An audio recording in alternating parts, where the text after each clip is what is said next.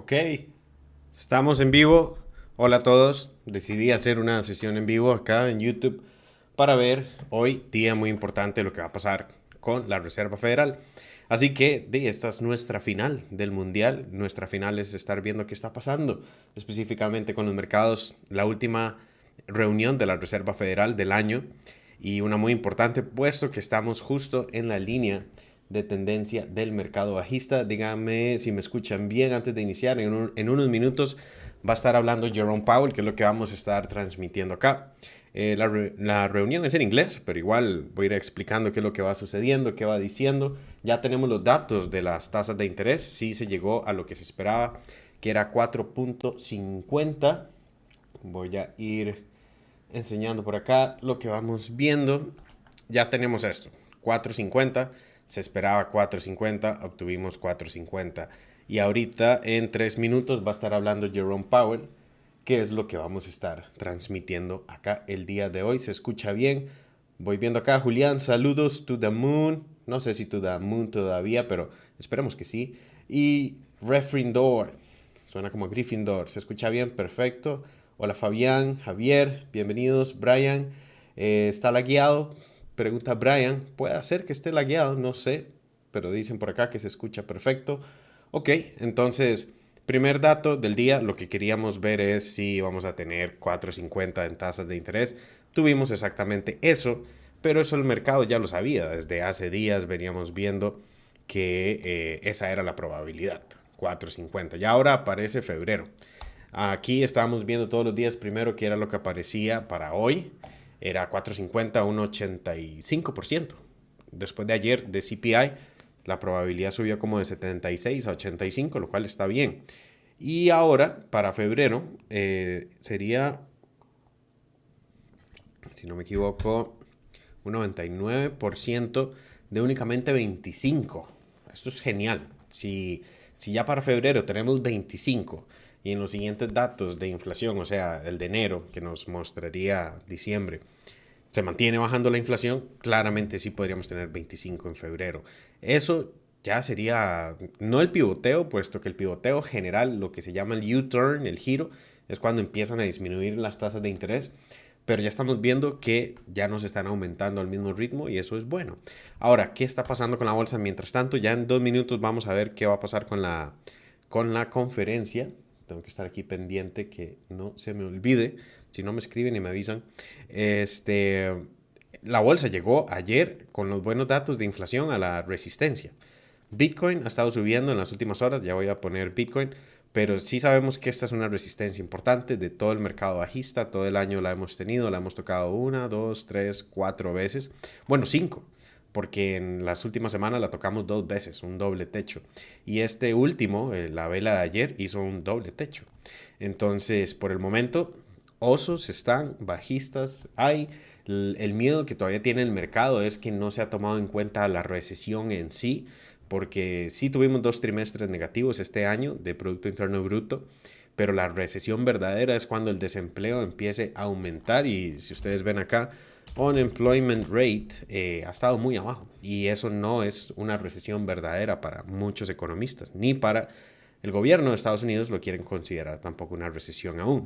Pero cuando llegue la verdadera recesión, no significa que la bolsa tiene que hacer la caída del 2008 o la del 2001. Significa que muchas empresas, el mercado, la economía va a estar con alto desempleo, puede aumentar crimen. Vamos a ver ya todo lo que hemos visto este año estar pasando con las tasas de interés reflejarse el otro año cuando las compañías no tienen liquidez suficiente, despiden personas, ya vimos compañías despedir personas y entonces la recesión va a llegar y cuando llegue podemos tener algo que el mercado tenga que tomar en cuenta, PE ratios más bajos de compañías, personas considerando que eso también tiene que afectar a Bitcoin.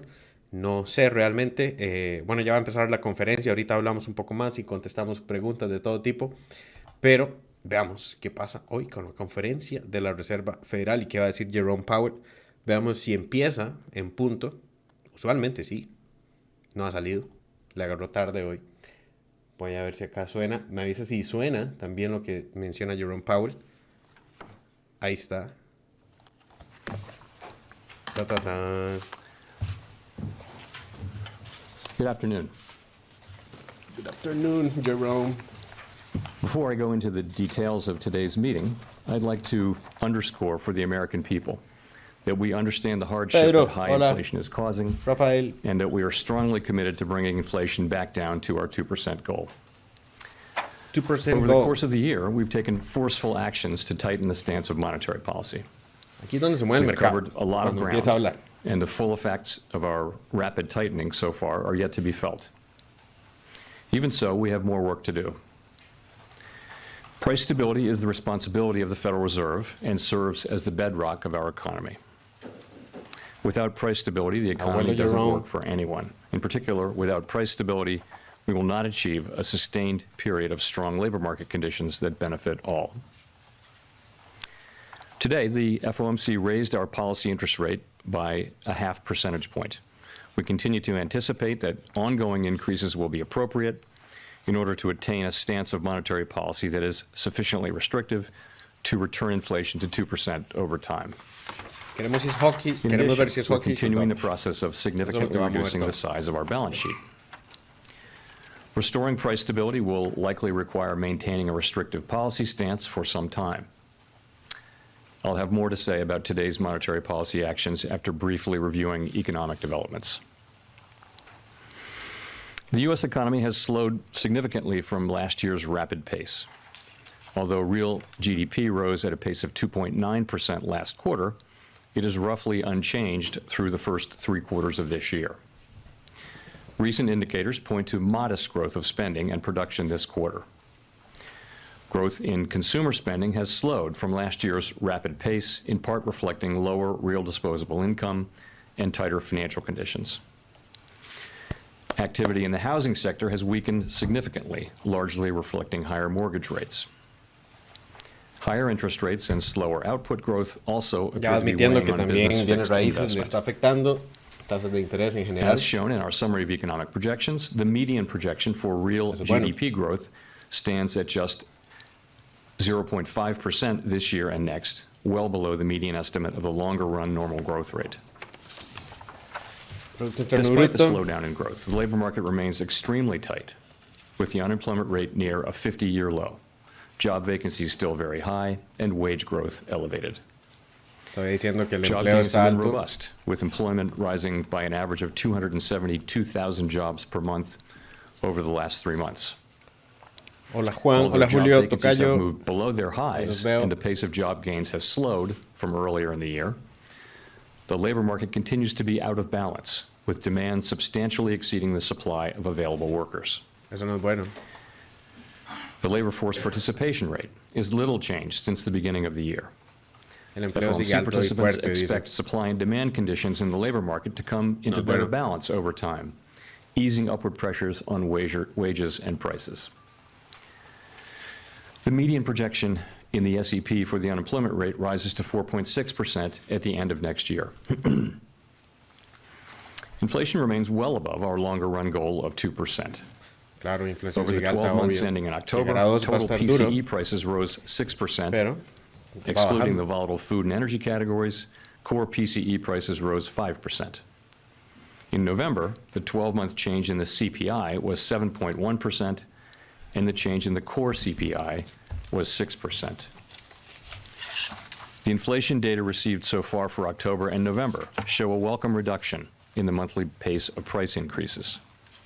But it will take substantially more evidence to give confidence that inflation is on a sustained downward path. Que necio, quiere más evidencia de la inflación Price pressures bajando. remain evident across a broad range of goods and Y services. eso que se mejoraron las Russia's war expectativas. against Ukraine has boosted prices for energy and food and has contributed to upward pressure on inflation. The median projection in the SEP for total PCE inflation is 5.6% this year and falls to 3.1% next year, 2.5% in 2024, and 2.1% in 2025. Participants continue to see risks to inflation as weighted to the upside. Despite elevated inflation, longer-term inflation expectations Va appear sonando to hawkish remain well por el anchored, momento. as reflected in a broad range of surveys of households, businesses, and forecasters, as well as measures from financial markets. But that is not grounds for complacency.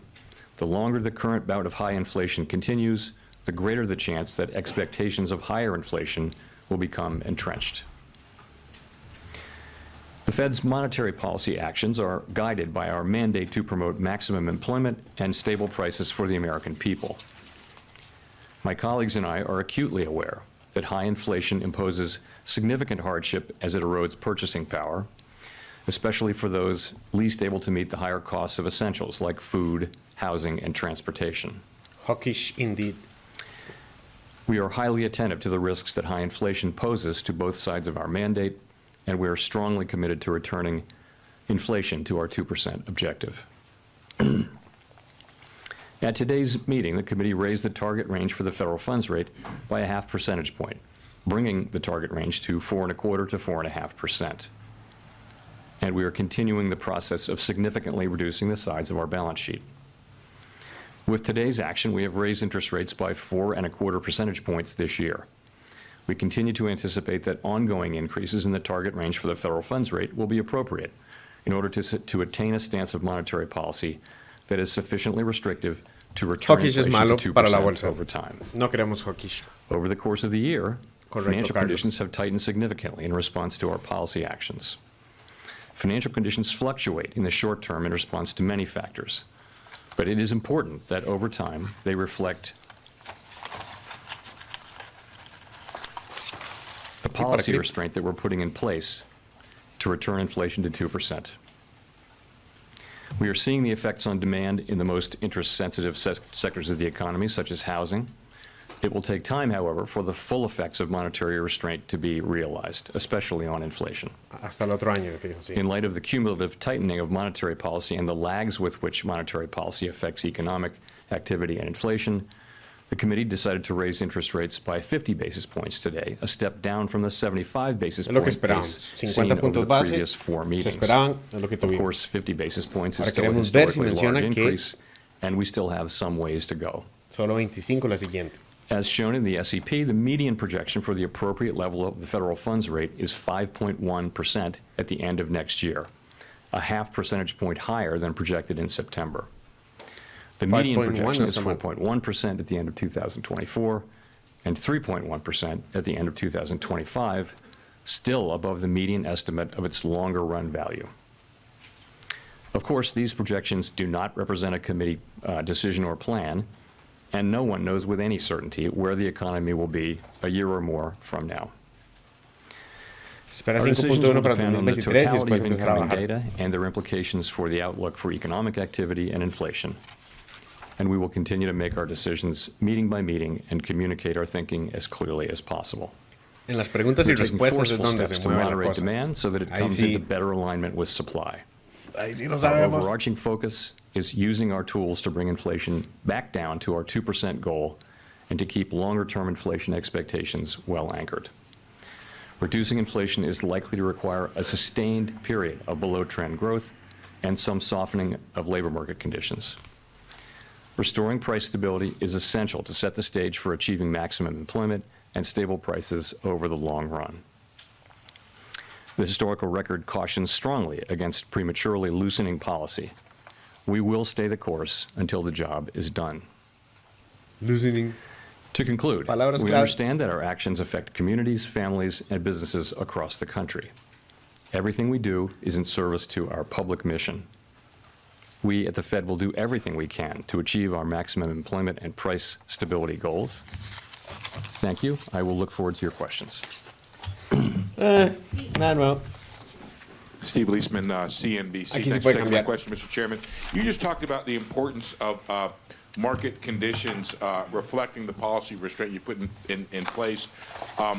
Sí, a la Since bolsa the no le gusta esto. November meeting, the A cripto 10-year has tampoco. declined by 60 basis points. Mortgage veamos. rates have come down. Los High-yield bitcoins se credit está spreads have manteniendo come mejor. in. The economy's accelerated, and the stock market's up 6%.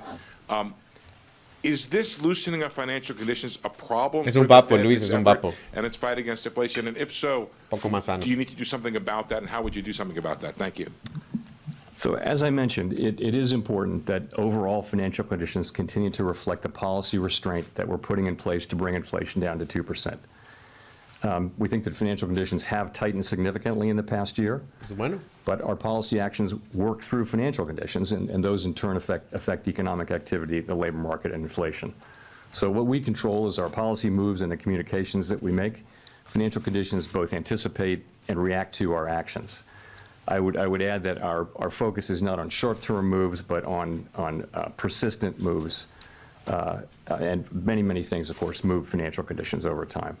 Dólar cayendo. I would say it's our judgment today that we're not at a sufficiently restrictive policy stance yet, which is why we say that we would expect that ongoing hikes would be appropriate. Hay And I would mucha point you volatilidad to the todavía. SEP, again, el VIX. for our current assessment of what that peak level will be. As you will have seen, 19 people filled out the SEP this time, and 17 of those 19 wrote down a peak rate of 5% or more, in the fives. So that's our best assessment today for what we think the 5% peak rate will be. The target You will also final de know rates. that at each lo que se subsequent espera. El SEP mercado está esperando during the eso. course of this year, we've actually increased our estimate of what that peak rate will be. And today, the SEP that we're published shows that, again, that overwhelmingly FOMC participants believe that inflation risks are to the upside. So I can't tell you confidently that we won't move up our estimate of the peak rate again at the next SEP. I don't know what we'll do. It will depend on future data. What we're writing down today is our best estimate of what we think that peak rate will be based on what we know. Está Obviously, llegando if justo a las inflation data expectativas come que in el worse, mercado tenía. El that could move 5%, up, el and 50 it could puntos move base de down hoy. if Un inflation poco data are dovish, con ciertas soft. palabras, hawkish, de que quiere bajar la inflación hasta el 2% sí o sí. Eso es dovish. Gina Smilik, New York Times. Thanks for taking our questions. The SEP, like you mentioned, suggests that the Fed will be making another 3/4 percentage points worth of rate increases in 2023. I wonder if you would foresee that being in 25 basis point increments, 50 basis point increments, sort of how you see the speed playing out going forward. 25. And then I wonder what you're looking at as you determine when to stop. Yeah.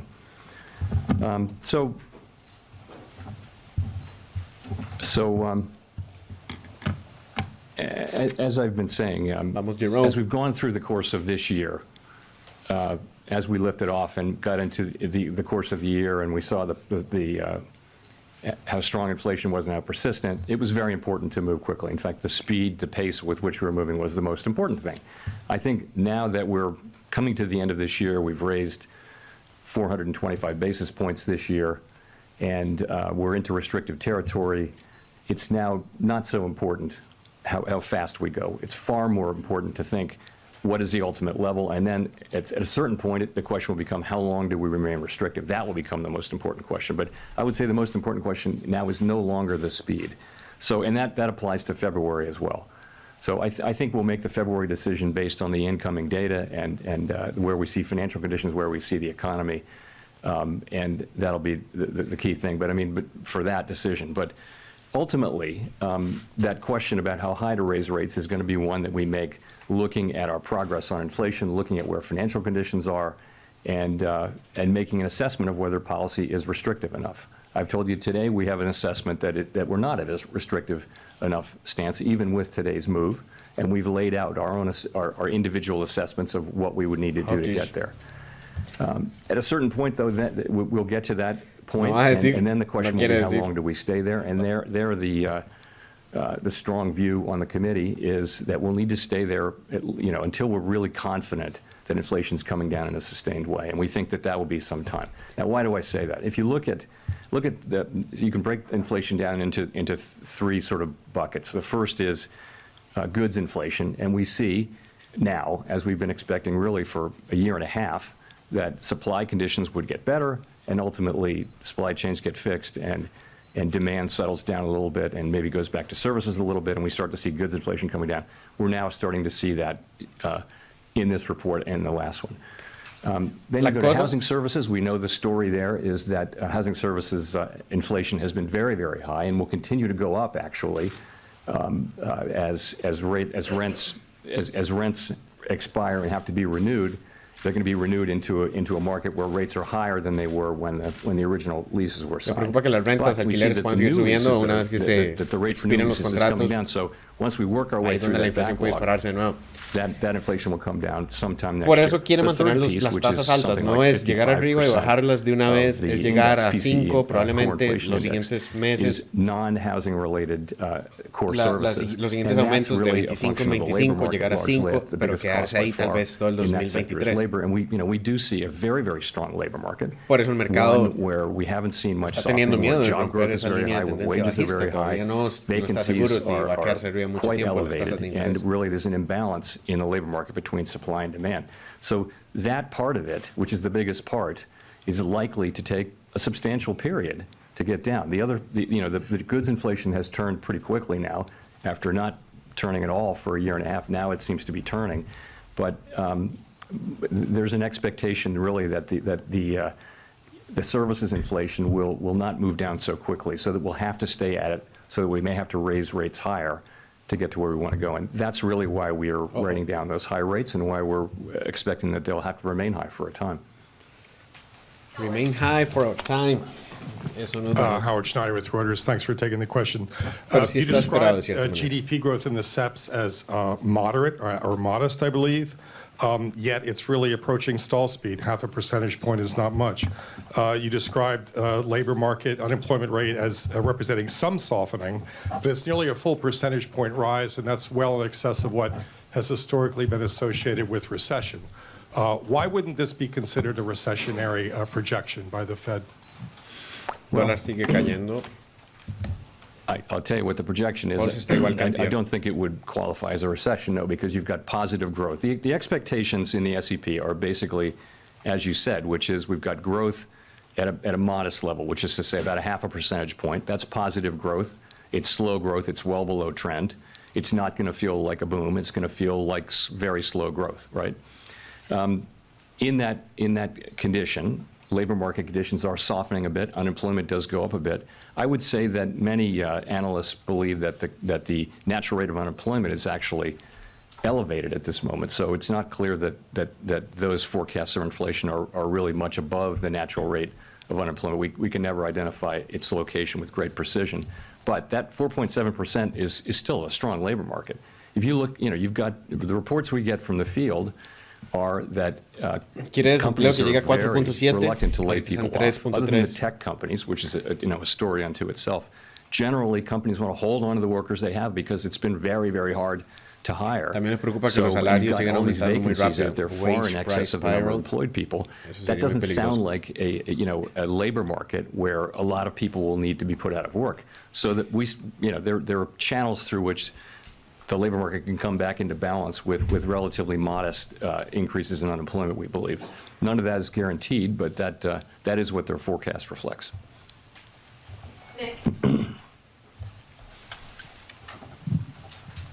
Vamos, una buena pregunta. Thanks, Nick Timoros of the Wall Street Journal.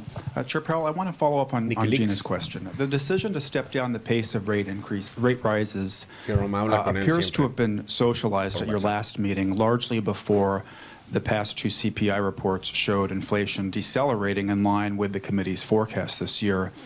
You just now talked about making decisions meeting by meeting and being mindful of the lags of policy. No hay subtítulos. Does that mean, Ahorita hago un all resumen de things todo. equal, you would feel more comfortable probing where the terminal rate is by moving in 25 basis point increments, including beginning at your next meeting? So I haven't made a judgment on what size rate hike to make at the last meeting. But what you said is broadly right, which is having moved so quickly and having now so much restraint that's still in the pipeline, we think that the appropriate thing to do now is to move to a slower pace.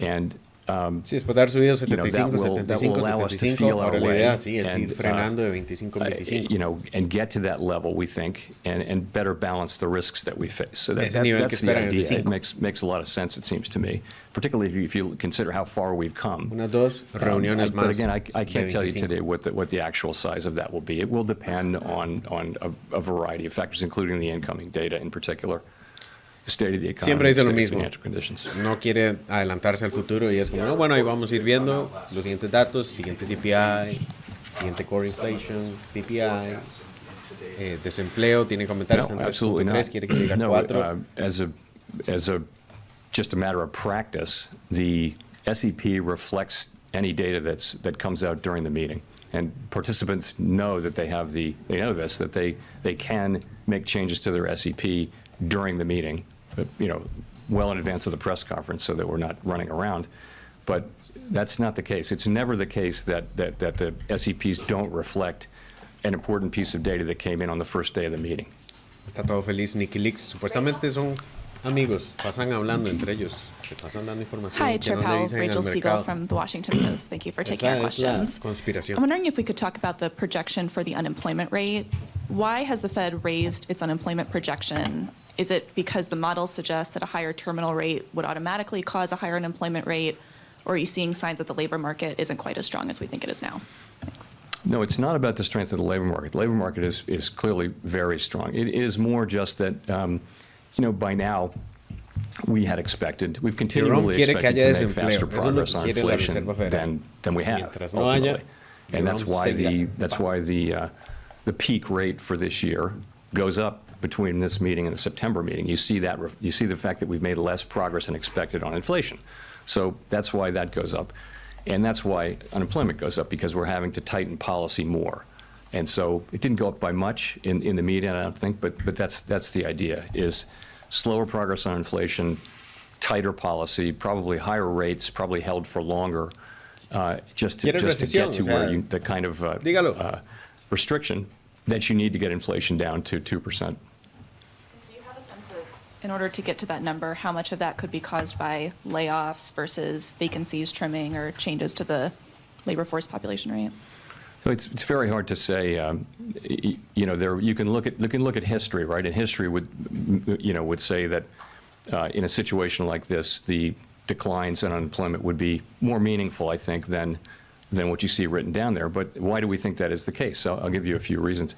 First, just is that there's this huge overhang of vacancies, meaning that vacancies can come down a fair amount, and we're hearing from many companies that they don't want to lay people off, so that they'll keep people because it's been so hard. I mean, I think it feels like we have a structural labor shortage out there, where there are 4 million fewer people, a little more than 4 million, who are in the workforce available to work than there's demand for workforce. So the fact that there's a strong labor market, means that companies will hold on to workers, and it means that it may take longer, but it also means that the costs in unemployment may be less. Again, that we're going to find out empirically, but I think that's a reasonably possible outcome, and you do hear many labor economists believe that it is. So we'll see, though. Colby. Thank you. Colby Smith with the Financial Times. How should we interpret the higher core inflation forecast for 2023 in the SEP? Does that not then suggest that the policy rate currently forecasted for next year should actually be higher than the 5.1 medium estimate penciled in?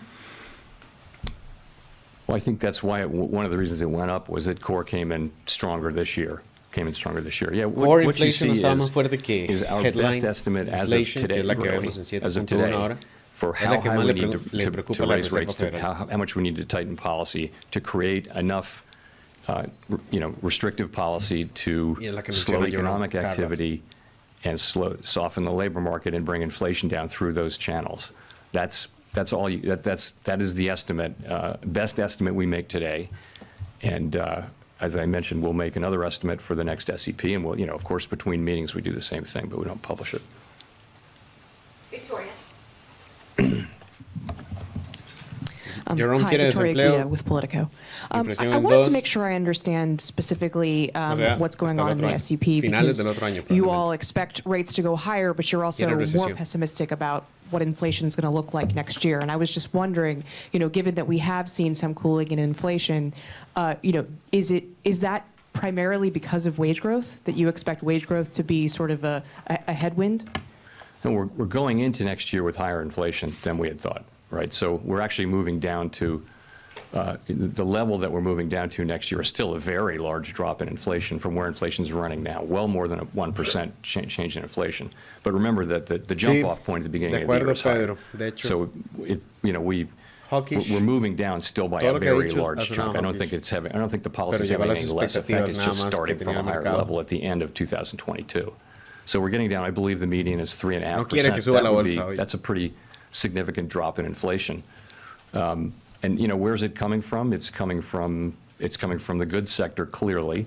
By the middle of next year, we should begin to see lower inflation from the housing services sector. And then, the big question is how much will you see from the largest, the 55% of the index, which is the non-housing services sector. And, that's where you need to see, we believe you need to see a better balancing of supply and demand in the labor market so that you have, it's not that we don't want wage increases, we want strong wage increases, we just want them to be at a level that's consistent with 2% inflation. Right now, sí, los salarios han aumentado muy rápido. If you factor in Y es lo que le productivity preocupa estimates, a la Reserva standard Federal productivity también. estimates, wages are running O sea, tienen que well subir los above what salarios would be consistent debido a with la 2% inflación, inflation. pero no a este ritmo. Thanks. Hi, Chair Powell. Neil Irwin with Axios. Some of your colleagues have been pretty explicit that they can't imagine rate cuts happening in 2023. That's certainly not implied by the SEP. But futures markets have priced in some easing in the back half of next year. What's your view of the likelihood of any kind of rate El cuts mercado next sí year? está What esperando que se bajen las circumstances might tasas de make that interés para plausible? mitad del 2023. Our según focus right el now consenso. is really Está preguntando on eso. moving our policy stance to one No that is creo que quiera restrictive enough decir. to assure a return of inflation to our 2% goal over time. It's not on rate cuts. And we think that we'll have to maintain a restrictive stance of policy for some time. Historical experience cautions strongly No quiere against decir nada. prematurely loosening policy. I guess I would say it this way. I wouldn't see us considering rate cuts until the committee is confident that inflation is moving down to 2% in a sustained way. So that's the test I would articulate. And you're correct, there are not rate cuts in the SEP for 2023. Exacto, Jonathan. Solo dio los Steve tipos y ya. Matthews with Bloomberg. Let me ask you about China. In the last few weeks, China has abandoned its COVID policy and been reopening pretty strongly. I'm wondering if you see that as disinflationary because you're seeing supply chains improve, or inflationary because it obviously brings a lot more demand globally, improves the global outlook for growth and for commodities prices. And so you're right. Those two things will offset each other. Weaker output in China will push down on commodity prices, but it could interfere with supply chains ultimately, and that could push inflation up in the West. It's very hard to say, how those two will offset each other, and it doesn't seem likely actually that the overall net effect would be material on us. But to your point, China faces a very challenging situation in reopening. We've seen waves China of está COVID feo. all around the Eso es world cierto. can interfere with economic activity. China, a very critical manufacturing place for manufacturing and exporting. Their supply chain is very important.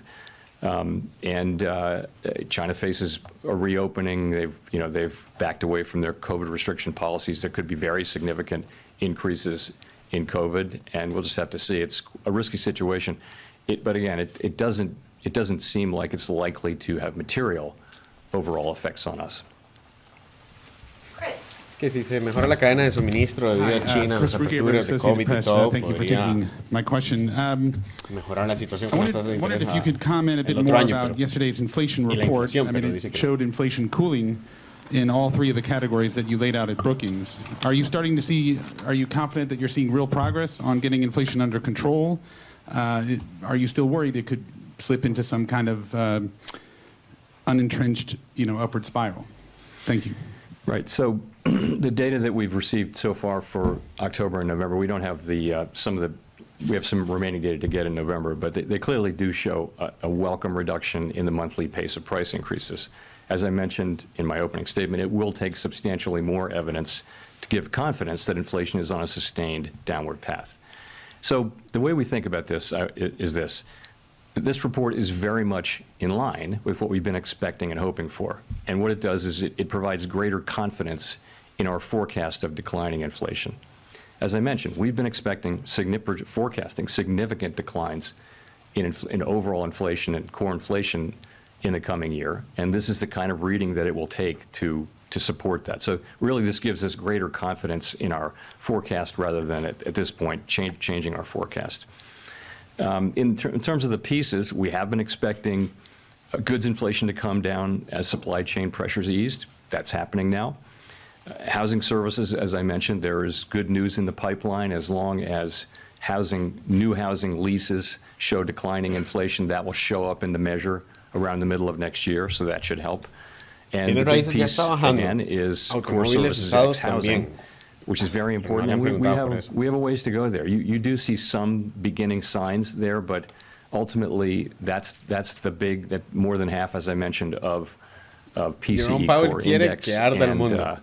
It's very fundamentally about the labor market and wages. If you look at wages, look at the average hourly earnings number we got with the last payrolls report, you don't really see much progress in terms of our average hourly earnings coming down. Now there may be composition effects and other effects in that, so we don't put too much weight on any one report. These things can be volatile month to month, but we'll be looking for wages moving, down to more normal levels where workers are doing well and ultimately their gains are not being eaten up by inflation.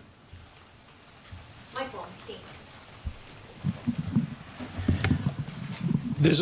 excuse me, Michael McKee from Bloomberg Radio and Television.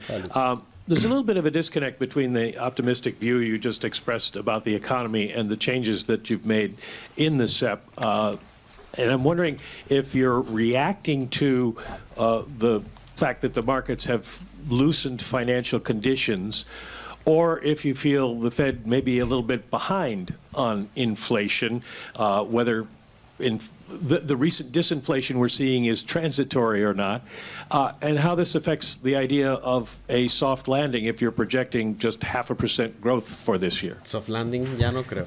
So, if I think I got your question. So, one thing is to say is I think our policies end up getting into a pretty good place now. We're restrictive, and I think we're getting close to that level of sufficiently restrictive. We laid out today what our best estimates are to get there. It boils down to how long do we think this process is going to take? And of course, we welcome these better inflation reports for the last 2 months. They're very welcome, but I think we're realistic about the broader project. So that's all. That's the point I would make. It's, we see goods prices coming down. We understand what will happen with housing services, but the big story will really be the rest of it, and there's not much progress there, and that's going to take some time. I think my view and my colleagues' view. Al principio decía que quería inflación bajar. Ahora también está viendo que bienes raíces está cayendo, que otros sectores del mercado están ya suavizándose. Y aún así dice, no, eso no es todo, también queremos más cosas caer. No solo inflación ya, el desempleo tiene que aumentar. Target. Now, it's good to see progress, but let's just understand we have a long ways to go to get back to price stability. Sí, hoy no quiere decir nada dovish. No, I wouldn't say that. No, I don't say that. I mean, I would say this, to the extent we need to keep rates higher and keep them there for longer and inflation, moves up higher and higher, I think that narrows the runway. But lower inflation readings, if they persist in time, could certainly make it more possible. So I don't think anyone knows whether we're going to have a recession or not. And if we do, whether it's going to be a deep one or not. It's not knowable. And certainly, lower inflation reports, were they to continue for a period of time, would increase the likelihood of so I would put it this way, of a return to price stability that involves significantly less of an increase in unemployment than would be expected given the historical record. No está seguro si va a haber recesión. Con estas tasas de interés fijo, va a haber recesión si se mantienen allá arriba. Hi, Chairman Powell. Brian Chung, NBC News. You warned Americans of pain earlier this year as the Fed hikes rates, but with the Fed now expected to raise rates higher than you thought when you first said that, just wondering where we are in that pain. How would you describe that to Americans if the projections on unemployment find themselves? That would be 1.6 million Americans out of jobs. So the largest amount of pain, the worst pain, would come from a failure to raise rates high enough and from us allowing inflation to become entrenched in the economy so that the ultimate cost of getting it out of the economy would be very high in terms of unemployment, meaning very high unemployment for extended periods of time, the kind of thing that had to happen when inflation really got out of control and the Fed didn't respond aggressively enough or soon enough. Siempre dice lo mismo, que entre el daño que va a causar las tasas de interés, la inflación alta, él siempre va a decir, bueno, vamos a generar daño, sí, con desempleo definitivamente. Queremos que la economía se frene, probablemente bancarrotas de diferentes compañías, tal vez no al nivel financiero del 2008, con bancos también cayendo, pero prefiere eso a inflación alta. Aunque la inflación está cayendo a un ritmo rápido, va a seguir diciendo esto cada vez que se lo preguntan. Pretty confident, it seems to me, that we will get inflation under control, and I believe we will. We're certainly highly committed to do that. Grady. Thank you, Mr. Chair. Grady Trimble with Fox Business. ¿Qué más? You've reiterated today, and the committee has reiterated its commitment to that 2% inflation target. I wonder, is there ever a point where you actually reevaluate that target and maybe increase your inflation target if it is stickier than even you think it is? That's just so changing our inflation goal is just something we're not thinking about. It's not something we're not going to think about. We have a 2% inflation goal, and we'll use our tools to get inflation back to 2%. 2% lo que siempre dicen. Yo personalmente creo que antes de llegar a ese 2% van a hacer el pivoteo, puesto que no sería la primera vez que dicen una y hacen otra. Ahora, sí, falta tiempo para eso, pero no creo que se llegue al 2%. De nuevo, no. Van a tener que salvar la economía, activar la máquina de hacer dinero nuevamente, imprimir, quantitative easing otra vez. Income level, like how do you factor potential exacerbations of inequality into your risk calculations, especially given the K-shaped recovery of 2020? So I would go back to the labor market that we had in 2018, 19, 20. So what that looked like was wage increases for the people at the lowest end of the income spectrum were the largest. The gaps between racial groups and gender groups were at their smallest in recorded history. Bueno. All of that because of a tight labor market.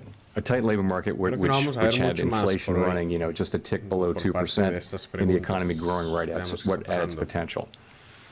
So that seems like something that would be really good for the economy and for the country if we could get back to that. And so that's what all of us want to do. We want to get back to a long expansion where the labor market can remain strong over an extended period of time. That's a really good thing for workers in the economy, and we'd love to get back to that. That's what our goal is. There's in the near term, we have to use our tools to restore price stability, but we can't. What we have to think about is the medium and longer term. If you think about it, the country went through a difficult time. I think much more difficult than we can think it would happen here, but it really set up our economy for several decades of prosperity. So price stability is something that really pays dividends for the benefit of the economy and the people in it over a very, very long period of time. And so when it is lost for whatever reason, it has to be restored, and as quickly as possible, which is what we're doing. In the short term, are you factoring in these potential exacerbations in the economy? Are you monitoring that? We do, yes, we absolutely do. We look at, it's our regular practice to talk about unemployment rates by different groups, including racial groups and that sort of thing. We do. We keep our eye on that. Hasta que esto no lo vamos a subir, no vamos a escuchar a Jerome Powell decir algo distinto. Hi, Nancy Marshall-Genzer with Marketplace. What would you do if the economy slows so much that we enter a recession before we see strong, consistent signs that inflation is slowing? In other words, stagflation. So I don't want to get into too many hypotheticals, but it's hard to deal with hypotheticals. So let me just say that we have to use our tools to support maximum employment and price stability. I've made it clear that right now the labor market's very, very strong. We're at a 50-year low. You're at or above maximum employment. Después de la conferencia, el 50-year mercado low puede in agarrar unemployment. el otro rumbo. Vacancies are very high, wages, Porque nominal honestamente- wages are very high. So the labor market is very, very strong. Honestamente, lo que está diciendo no es nada nuevo. Es algo que ya venía diciendo, solo que ahora sí tenemos unos datos mejores. Sigue diciendo lo mismo, pero tenemos mejores datos. Entonces, bueno, CPI es lo único. Tampoco es, bueno, bienes raíces también y otros sectores sí están ya perdiendo fuerza. The focus has to be Pero no on nos quiere dar nada getting inflation dovish. down. No hoy.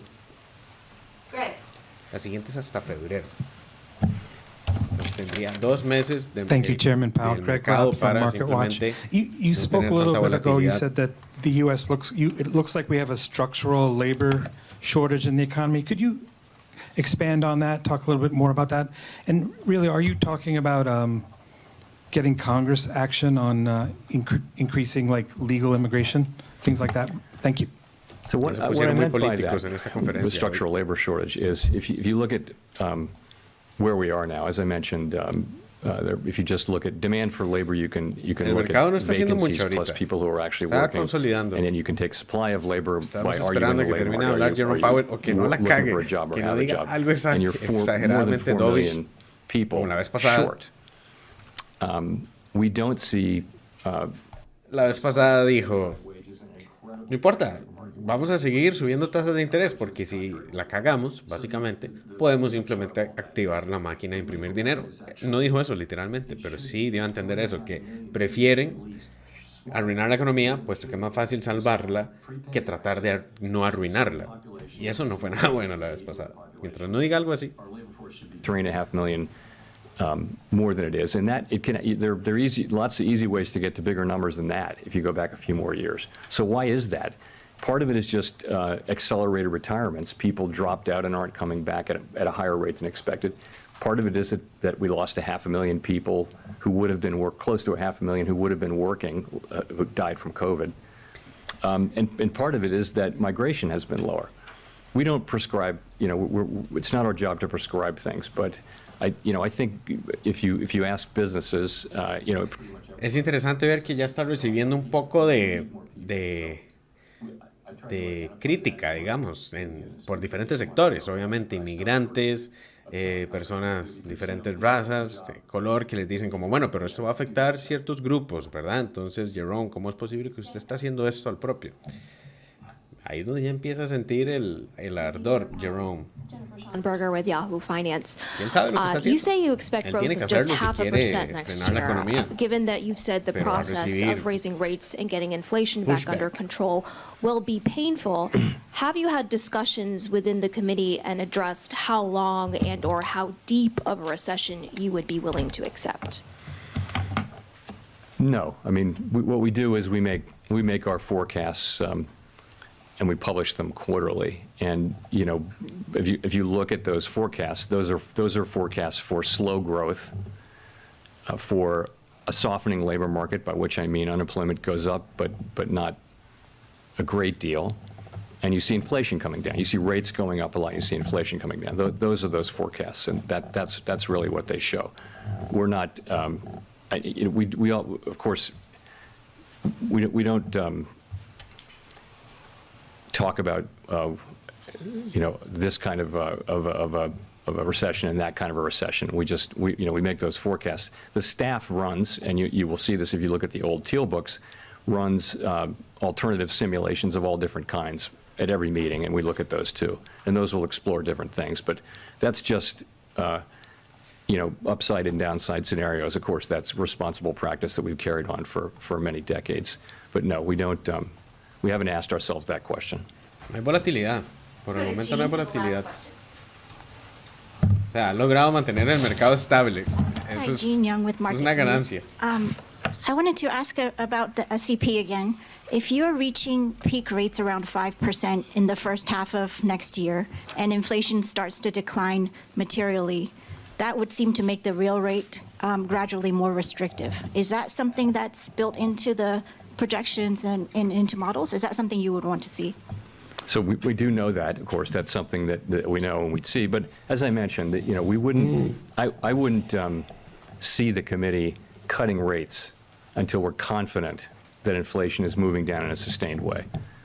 That would be my test. I don't see us as having a really clear and precise understanding of what the neutral rate is and what real rates are, so that it would mechanically happen like that. It'll be a test of, for cutting rates, I think in the event, it'll be a question of, do we actually feel confident that inflation is coming down in a sustained way? Thank you very much. Ya iba a responder lo mismo a todas las preguntas, no quieren hacer preguntas porque va a seguir diciendo hasta que lleguemos al 2% de inflación y después vamos a ir viendo cada nuevo reporte, y eso es lo que estuvo diciendo toda esta conferencia. Bueno, terminó. Hagamos un resumen rápidamente. Todos los que estamos por acá, veo que hay varias preguntillas. No, yo no soy de Colombia. Aquí me preguntó que si yo era de Colombia viviendo en Estados Unidos. Yo vivo en Costa Rica y soy tico. Bueno, veamos qué pasa. La volatilidad bajó.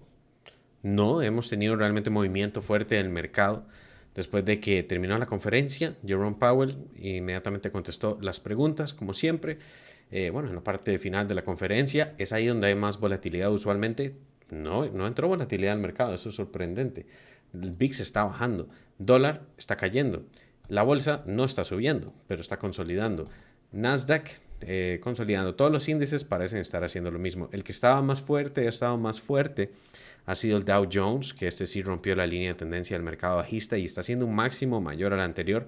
Esto es positivo, digamos. Si estamos viendo únicamente análisis técnico, ¿cuál es el índice que está demostrando mayor fuerza? Sería el Dow Jones. Algo que sí es importante mencionar es que usualmente cuando uno sale de un mercado bajista, lo ve primero con Nasdaq. Nasdaq ha sido el más débil. Eso me preocupa. Usualmente veríamos Nasdaq agarrar fuerza, que de hecho, cuando tuvimos esta etapa anterior, Nasdaq estaba liderando, ahora lo está haciendo el Dow Jones. Eso es lo que me hace creer que todavía no podemos salir del mercado bajista, pero sí positivo que por fin estamos rompiendo por primera vez la línea del mercado bajista en el S&P 500. Un fake out, no lo rompimos del todo, un fake out, pero los primeros golpes que le estamos dando con fuerza a los osos, digamos. No es que yo sea únicamente toro, yo me coloco del lado que considero que vale la pena, pero definitivamente quiero aprovechar ya acciones en puntos más subvaluados, que hay muchas, pero cuando tengamos una clara dirección. Todavía la estructura sigue siendo bajista. Después de este breakout, sí podríamos empezar a considerar eso. Ahora, la bolsa, después de esta conferencia, ¿qué está haciendo? Consolidando, no está haciendo nada nuevo. Bitcoin llegó, esto sí lo estábamos mencionando en los videos anteriores. Esta línea de tendencia alcista es buena para swing trading. Ahora, aquí yo considero que podríamos llegar a los 18.500 y ahí, si desean tomar ganancias, es una excelente idea. Solo si ha sido un swing trade, ¿verdad? Si uno estuvo comprando aquí arriba y aquí están pérdidas, no va a tomar ganancias acá. Sería aprovechar estas compras para llegar acá, tomar un porcentaje en Bitcoin, no sería mala idea, puesto que ya todo esto se ha recorrido y si se rompe esta línea de tendencia, salir de eso, perfecto, pero porcentajes.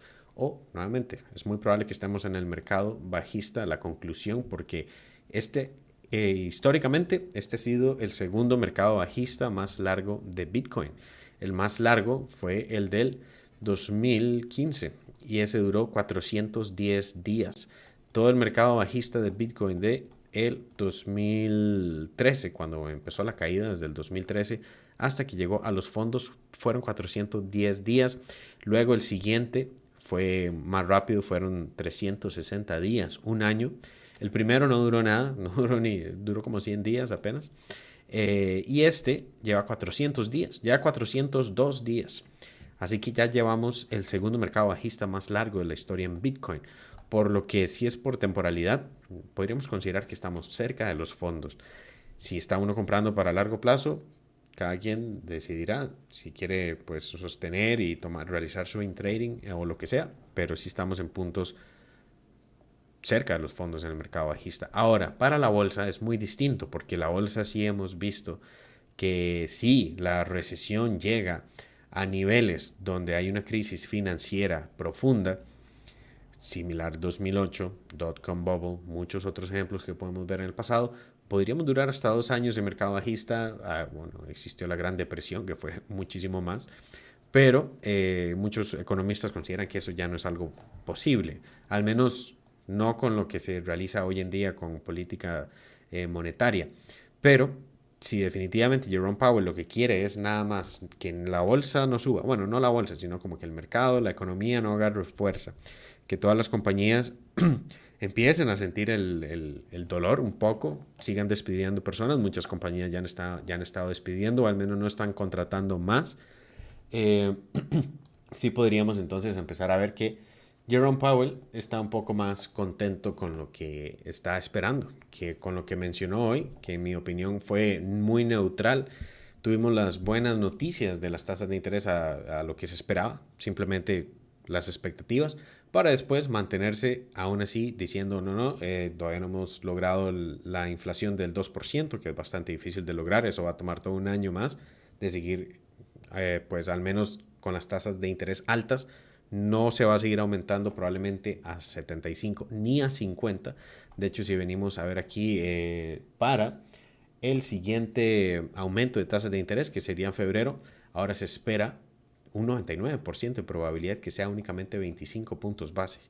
O sea, ya esto es un cambio, pero se mantendría así y como pueden ver, se mantendría en 25 y después para mayo ya probablemente únicamente se mantendría ahí, ya no con aumentos, simplemente se dejan quietas por el resto del año. Como ven, todavía en junio se mantendría en 5 y después se espera el pivoteo probablemente hasta septiembre, y aquí es donde podría empezar a aumentar las probabilidades de ir reduciendo las tasas de interés.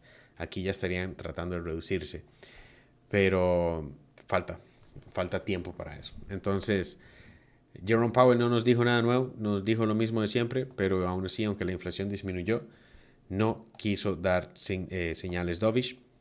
Considero que incluso fue más hawkish, definitivamente. Para los datos buenos que tuvimos, se mantuvo bastante hawkish. Y la bolsa está consolidando, así que nos queda una hora antes de que cierre la bolsa y no parece dar el breakout. Y eso sería. Muchas gracias por estar en esta sesión en vivo acá, este live de la conferencia de la Reserva Federal, que claramente es nuestra final del mundial para nosotros este año. Y nos veremos en otro video aquí como siempre. Voy a dejar el resumen de esto, probablemente lo subo ahora en YouTube. Muchas gracias por estar acá y nos veremos en el siguiente video. Chao, chao amigos.